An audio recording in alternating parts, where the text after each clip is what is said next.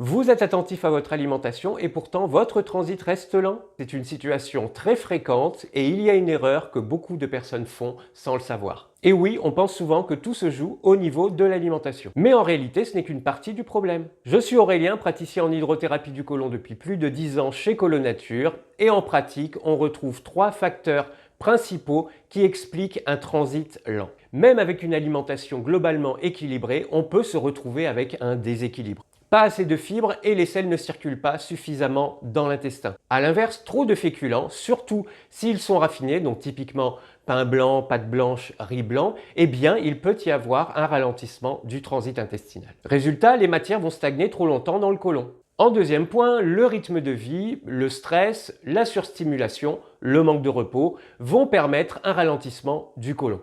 Oui, car le mouvement qui fait circuler naturellement les sels dans le côlon devient moins efficace. Et à l'inverse, une vie trop sédentaire mène inévitablement à un ralentissement du transit intestinal car le côlon, pour réaliser son onde musculaire qu'on appelle le péristaltisme intestinal, donc le transit intestinal, a besoin que le corps soit en mouvement. Et oui, le problème n'est pas uniquement ce que vous mangez, mais votre rythme de vie au quotidien et surtout la situation d'accumulation de sel à l'intérieur de votre côlon. Ça, c'est quelque chose que je vois très souvent au cabinet, des personnes qui ont une alimentation à peu près correcte, une hygiène de vie, on va dire, pas trop mauvaise, coucher tôt, de la marche, voire du sport, mais dont le transit reste irrégulier car le côlon est saturé de matière fécale. Et savez-vous que quand vous allez aux toilettes, vous ne videz même pas 10% de votre côlon.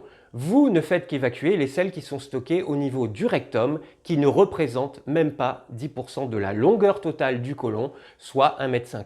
Et c'est dans ce cas-là, quand le côlon est trop chargé et qu'il ne peut pas assurer un rythme naturel normal, qu'il peut être utile d'aider mécaniquement l'intestin à repartir. C'est là que l'hydrothérapie du côlon peut intervenir en évacuant ce trop-plein de sels stagnantes à l'intérieur du côlon et qui va permettre de redonner de la fluidité au transit intestinal. Donc si votre alimentation vous paraît déjà équilibrée et que votre hygiène vous paraît bonne, eh bien il est temps de regarder ailleurs et de peut-être considérer que votre côlon est totalement surchargé. Si vous vous reconnaissez dans cette situation, dites-le moi en commentaire, ça me permettra de faire le point dans une prochaine vidéo.